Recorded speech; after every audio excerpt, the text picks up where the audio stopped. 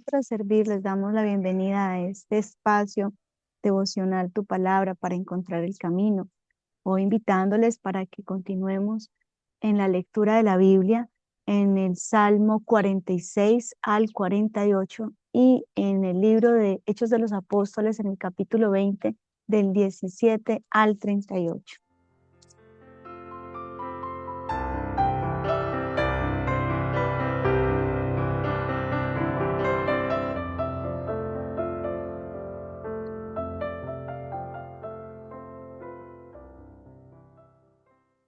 Como iglesia estamos llamados a seguir las señales y a oír de parte de Dios la oración que conviene y que debemos hacer. Y es justo como en el principio, en el inicio de cada mes, nosotros tenemos en nuestro devocional un encabezado relacionado con el fruto del Espíritu Santo. En julio es la esperanza como resultado de la fe. Y cada día hemos resaltado versículos o pasajes que nos muestren algo de la esperanza em, que tanto necesitamos. Y por eso, pues, iniciamos justamente en este mes, en el primer día, en el día 1, con Romanos 5:5. Y quiero recordarles un poco acerca de estos versículos porque están relacionados con Pablo, que es nuestro personaje principal en la lectura que hoy vamos a hacer. Dice, y la esperanza no avergüenza en Romanos 5:5, porque el amor de Dios está derramado en nuestros corazones por el Espíritu Santo que nos es dado. Es Pablo entonces quien escribe a los romanos y le escribe acerca de esta perla espiritual que es la esperanza, porque Pablo sí que sabía de la verdadera esperanza. Pablo es un gigante de la fe. Recordemos que pues la fe y la esperanza van de la mano.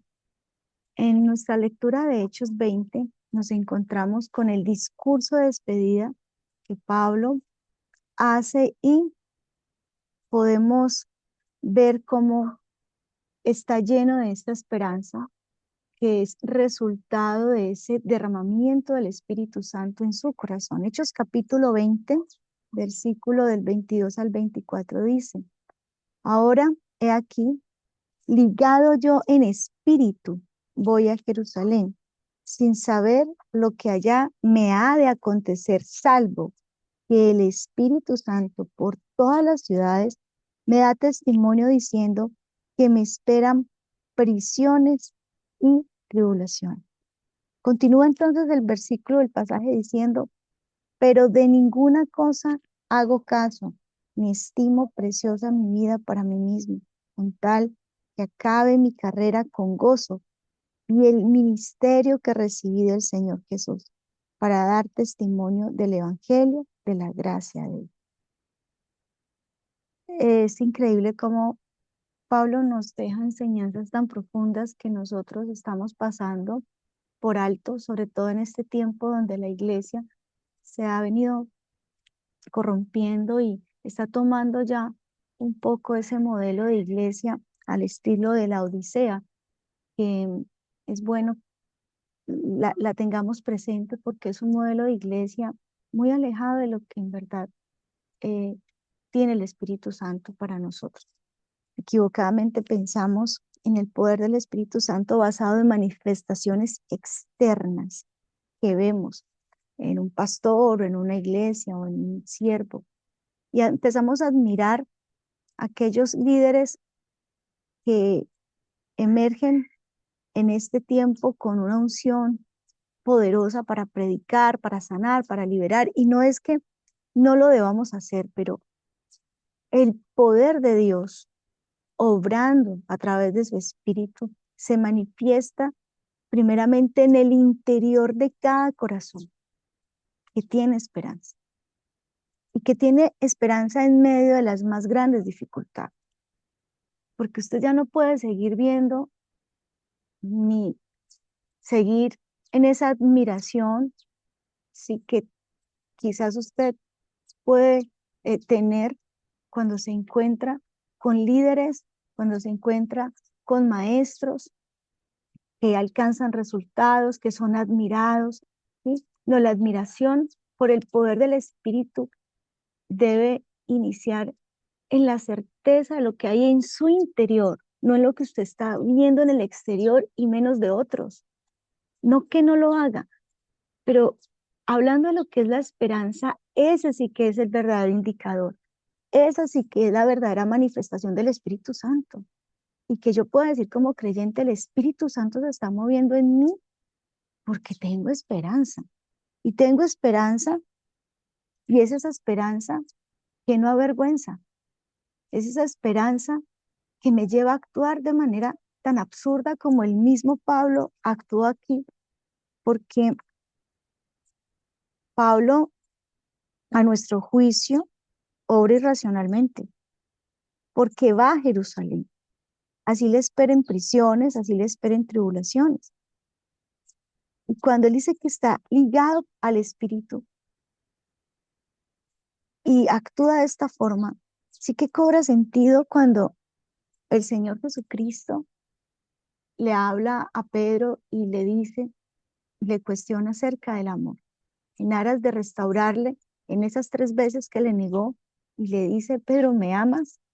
Y se lo pregunta 3 veces y Pedro le dice, porque se pone triste en su corazón, tú sabes que te amo. Y el Señor le dice, bueno, apacienta mis ovejas, cuida mis ovejas, pero en ese mismo discurso le dice, es que vendrán tiempos donde otro te ceñirá y te llevará a donde no quieres ir. Y Pablo lo que estaba haciendo era dándole lugar a que el Espíritu le ciñera y no su miedo, no su angustia, no su preocupación, no su habilidad para resolver problemas. Él no le huía al problema. Él se ajustaba al Espíritu y entendía que por el Espíritu estaba llamado a acabar su carrera con gozo. Y es que esta vida es una carrera que todos tenemos que correr, pero ¿cómo la estamos corriendo? Porque el gozo es también el fruto del Espíritu manifestado en aquel que tiene esperanza en medio de la dificultad. Y habla Pablo justamente en este pasaje que de ninguna cosa hace caso, ni estima preciosa su vida para sí mismo. Y hasta dónde nosotros estamos en ese nivel de fe. Y hasta dónde en nuestro corazón existe esta fe tan grande, tan gigante, esta fe que nos tiene que desafiar y que nos debe llevar a orar y a reconocer, Señor, en verdad yo no tengo una medida de fe suficiente ni siquiera para hacerle frente a esto que hoy estoy viviendo, porque a mí me falta la esperanza y más cuando todo me sale mal y más cuando empiezo a experimentar que mis intentos son en vano, entonces me da esta pena. Pero no, aquí Pablo está convencido. Y ese es el poder del Espíritu. Claro, claro que el Señor se mueve en muchos hombres y en muchas mujeres a través de esas manifestaciones extraordinarias que vemos en las iglesias o que vemos en diferentes eventos congregacionales. Es que no es cuestión de dudar, es cuestión de ir a donde tenemos que ir primero, porque sí tenemos que empezar a desafiarnos frente a este nivel de fe y de esperanza que debemos tener. Y si continuamos analizando un poco a Pablo en estas decisiones tan locas, pero que vienen justamente de lo que él mismo habla cuando expresa de que para, para el hombre natural las cosas del espíritu son locuras y el espiritual actúa locamente y eso también lo dice Pablo más adelante en una de sus epístolas. Y esta locura, ¿sí? De alguna manera que es contraria a lo que nosotros haríamos porque humanamente huimos del peligro, de las amenazas que pueden dañarnos. Sin embargo, uno entiende por qué Pablo lo hace, y es que él sí que tiene una dimensión extraordinaria de la fe y de la esperanza. En Romanos 5, del 1 al 2 dice, justificados pues por la fe, tenemos paz para con Dios por medio de nuestro Señor Jesucristo. por quien también tenemos entrada por la fe a esta gracia en la cual estamos firmes y nos gloriamos de la esperanza de la gloria de Dios. Entonces, aquí está claro cómo esa esperanza es en verdad en lo que nos tenemos que gloriar. Y es que el desánimo es el resultado de la ausencia de la fe y la esperanza. Y cuando, por el contrario, nuestra alma está colmada de la fe, y la esperanza, es porque encontramos esa fuente de amor. Y a eso se refiere Pablo cuando le habla a los romanos, no en un discurso sin fundamento, sino basado en su propia experiencia, en lo que él internamente estaba viviendo. Dice la palabra de Dios con respecto a la esperanza, que por favor tomemos esas verdades tan extraordinarias que también nos da el Salmo 46 y muchos salmos que el Señor nos ha regalado en esta semana. ¿Por qué? Porque para el caso de San Pablo, que tuvo la oportunidad de encontrarse con el don supremo, el amor mismo, cuando iba, recuerdan, en su caballo para Damasco. Y por eso Él nos habla de los resultados de ese encuentro en Él a través de todas estas narraciones que encontramos en Hechos. Pero los hombres de fe y las mujeres de fe que se han encontrado con este amor supremo nos dejaron esas evidencias de la manifestación interna de la esperanza y de la fe en sus corazones a través de cánticos como los salmos. Y por eso ahora vamos a ir a un poco a ver el Salmo 46, que también viene a ser una perla extraordinaria de ese llamado a la esperanza que el Señor nos hace para esta semana. Pero todo basado ¿en qué? ¿En qué? En el amor que Pablo pudo encontrar. Por eso Él es quien nos habla de esos resultados del amor de Dios, porque Él comprendió las palabras del Señor Jesucristo cuando dijo, porque de tal manera amó Dios al mundo, que ha dado a su Hijo unigénito para que todo aquel que en él crea no se pierda, mas tenga vida eterna. Pablo comprendió perfectamente Juan 3:16. Y en la carta a la iglesia que estaba en Roma, San Pablo indica que es un regalo la paz que se puede experimentar gracias a la certeza, gracias a la convicción de esta obra de amor para salvación. Esta obra de amor para salvación que realizó nuestro Señor Jesucristo. La fe y la esperanza no es un resultado emocional. La fe, la esperanza es un efecto espiritual que justamente llevó al salmista en el capítulo 46 a dejar esta, esta oración y este cántico que en la mayoría de las veces cuando leemos los salmos que tienen un contenido de clamor y de ruego, pues inician mostrando el problema, mostrando la crisis del salmista, pero este salmo empieza con una declaración extraordinaria en el versículo 1 cuando dice, Dios es nuestro amparo y es nuestra fortaleza, pero de ahí en adelante nos vamos a encontrar con otra verdad del salmista. Es que entre el Salmo 46 y la lectura que estamos haciendo acerca de Pablo, el Señor sí nos está hablando, el Señor sí nos está convocando, el Señor nos está levantando en medio del desánimo, el Señor nos está llevando a vivir la esperanza no como ese resultado emocional, sino como el efecto espiritual que viene cuando somos impactados por su sobrenatural amor. Tenemos que orar que la gracia de Dios se derrame en nuestra vida para que podamos levantarnos de cualquier situación física, emocional que nos ha llevado al desánimo, que podamos recordar que la fe y la esperanza son la mejor medicina contra el desánimo. Tenemos que acercarnos a ver entonces cómo el Señor quiere que nos conduzcamos y aún cómo quiere que levantemos nuestra oración en este día. En el Salmo 46, como les decía, nos encontramos con un cántico que muchos siervos han tenido como oración como un modelo en medio de grandes dificultades. Me encontré, por ejemplo, una referencia acerca de Lutero que decía con relación a este salmo, muy fuerte, ¿no? Lo siguiente, cuando él se encontraba en medio de situaciones muy adversas. Cantemos el Salmo 46 y luego dejemos que el diablo haga su mejor esfuerzo. Me parece muy fuerte estas palabras de Lutero.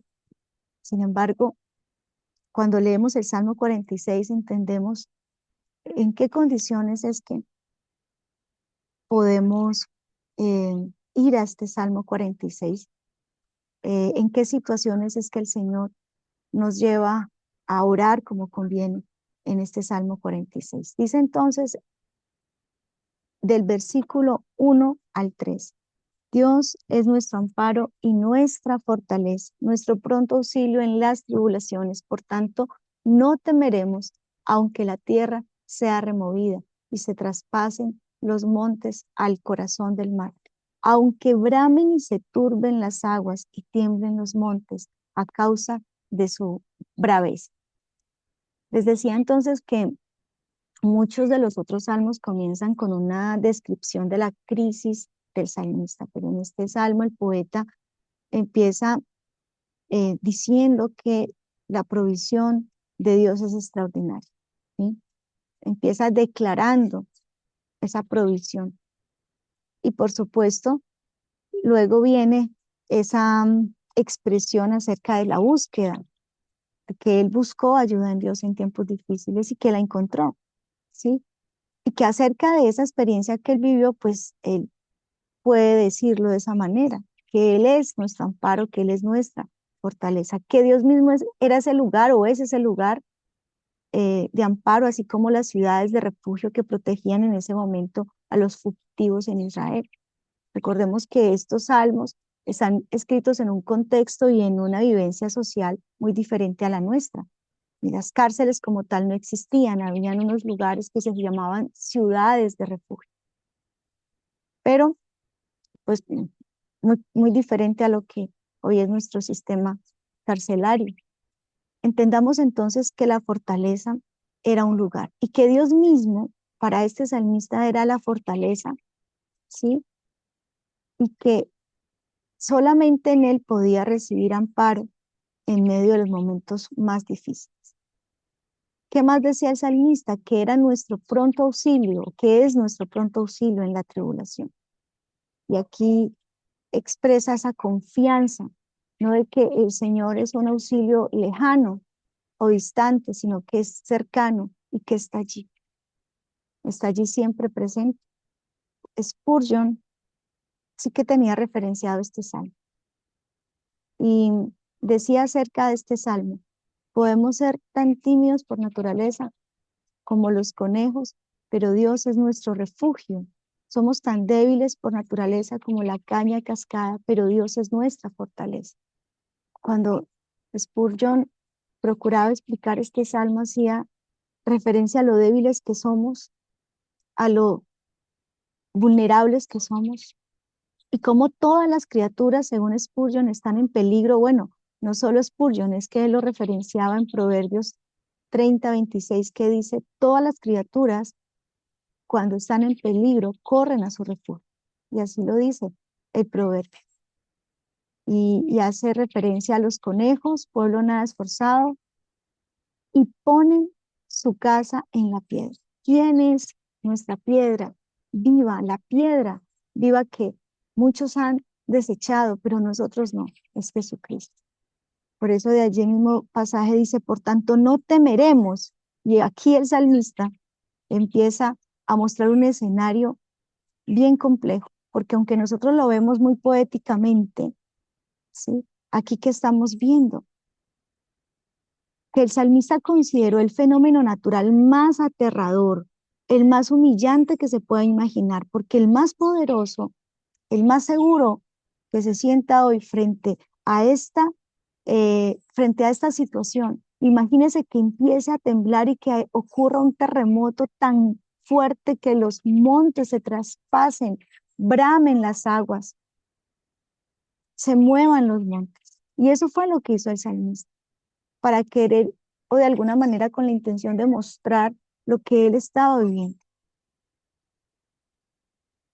Luego lo que hizo fue como en medio de toda esa situación, en medio de esa dimensión de peligro, considerar que Dios era más grande que todos esos temores que pueden venir y que nada le puede robar el honor al Señor. La grandeza del pensamiento en este salmo con respecto al Señor es inmensa,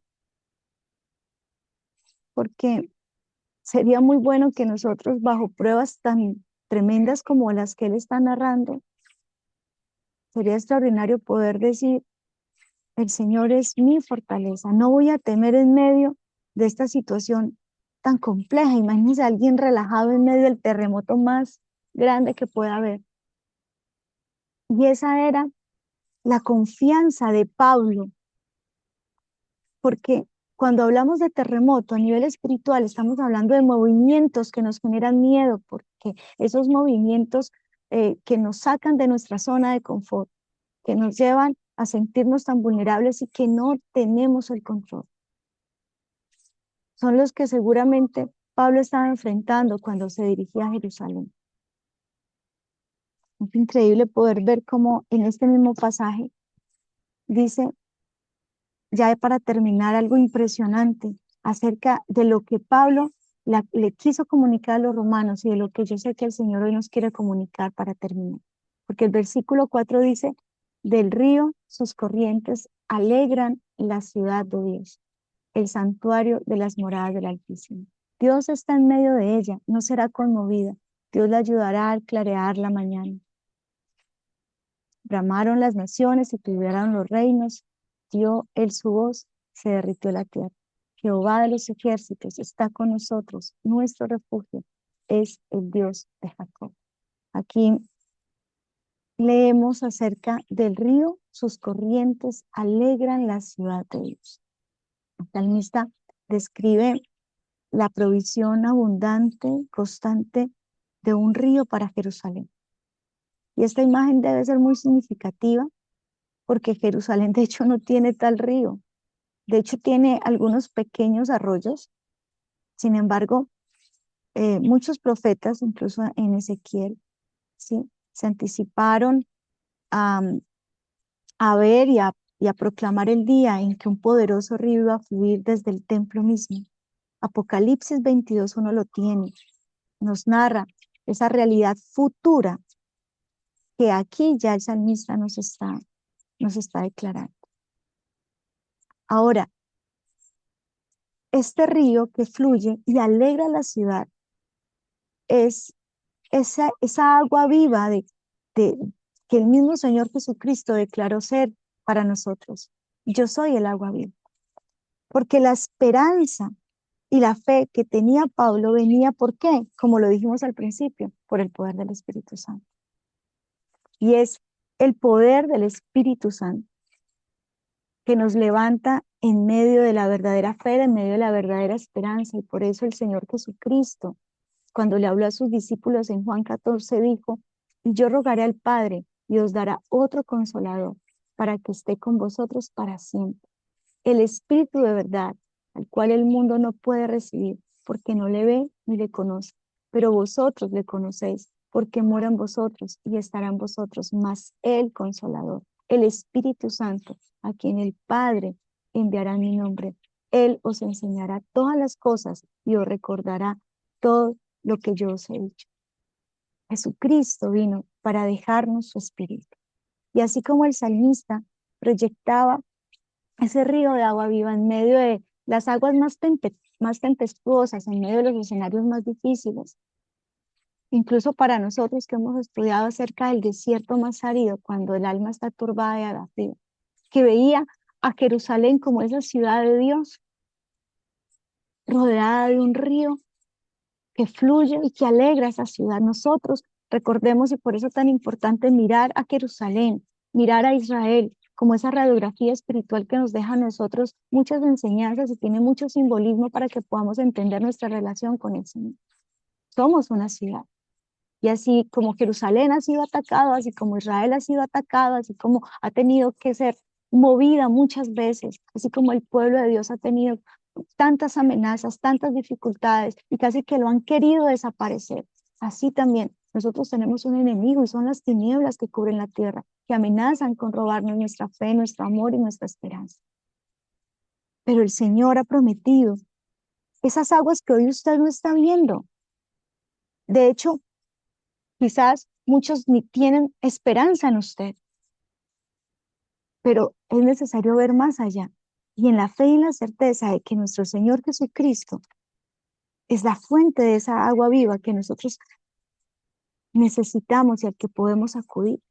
Porque en el último y gran día de la fiesta el Señor fue el que se puso en pie, el que alzó la voz y que para este momento también esa voz sigue hablando a nuestro corazón. Si alguno tiene sed, venga a mí y beba, porque el que cree en mí, como dice la escritura, de su interior correrán ríos de agua viva y ese es ese río que va a fluir en nuestro corazón. Oremos, oremos para que la esperanza, para que la fe emerjan ahora en nuestro interior y nos ciñan de tal manera en el poder del Espíritu como fue ceñido Pablo y frente a la adversidad, en la certeza de que estaba viviendo en el propósito de Dios, pues no se amedrantó. Oremos y pidámosle al Señor que esta esperanza abunde en nuestro corazón el día de hoy.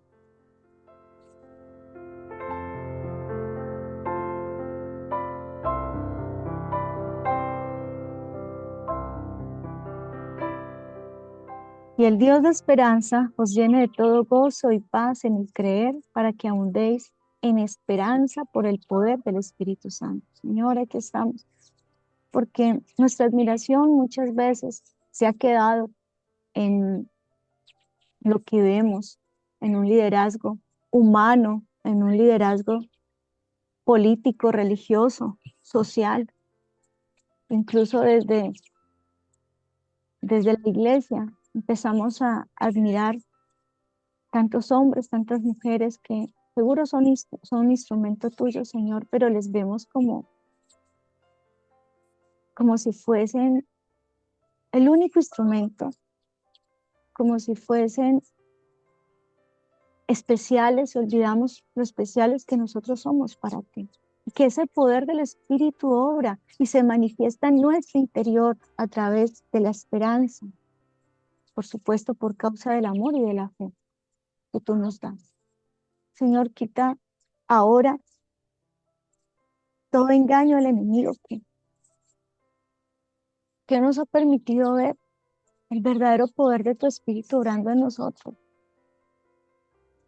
Ese Espíritu que viene en medio de la tristeza para traernos gozo, en medio de la turbación para traernos paz, en medio de las dificultades tan adversas y los escenarios tan aterradores para traernos esperanza, como lo muestra el Salmo 46, en medio de tal sequedad para traernos el agua viva,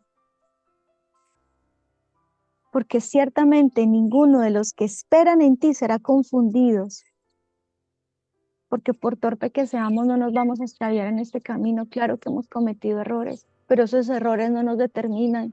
Claro que hemos pecado, pero los pecados están bajo la sangre del Cordero y cuando confesamos nuestros pecados, tú eres fiel y justo para perdonar nuestros pecados y limpiarnos de toda maldad, no importa el nivel de culpa por causa del gran pecado que haya cometido, porque ninguno ha sido justo, pero uno, Jesucristo, que en su misericordia nos miró, nos amó y su vida entregó para justificarnos con su preciosa sangre.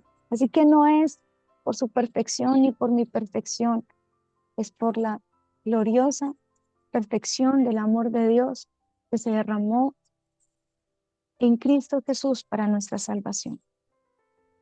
Por eso, Señor, toma la vida de todos los que hoy están escuchando esta meditación y haciendo esta oración, y que sea tu voz ahora oída en el corazón de cada uno de ellos, porque escrito está, La vida te será más clara que el mediodía, aún en medio de esta oscuridad. Porque aunque oscureciere, será para ti como la mañana y tendrás confianza porque hay esperanza. Mirarás alrededor y dormirás seguro. El Señor te encaminará en su verdad y te enseñará el camino que debes andar. He aquí, el Señor ha puesto sus ojos sobre ti para que no temas, porque Él es misericordioso con los que esperan pacientemente en Él. Por eso, dile a tu alma, ¿por qué te abates, oh alma mía? ¿Por qué te turbas dentro de mí? Espera en Dios, porque aún he de alabarle, salvación mía y Dios mío. Gracias, Señor, porque tú hablas a tu pueblo conforme a lo que está escrito y conforme a tu misericordia para levantarles en medio de cualquier situación adversa que estén viviendo. Gracias, Señor, por escuchar nuestra oración. Gracias por tu amor, por el poder de tu espíritu y por esa esperanza que no avergüenza, por esa esperanza que viene por causa de ese amor que ha sido derramado en nuestros corazones por el poder de tu Santo Espíritu. Que sea tu Espíritu ahora llenando nuestras vidas y que seamos nosotros viviendo en la experiencia de tu amor, de la fe y la esperanza. Te lo pedimos, por favor, en el nombre de tu Hijo Jesucristo. Amén y amén.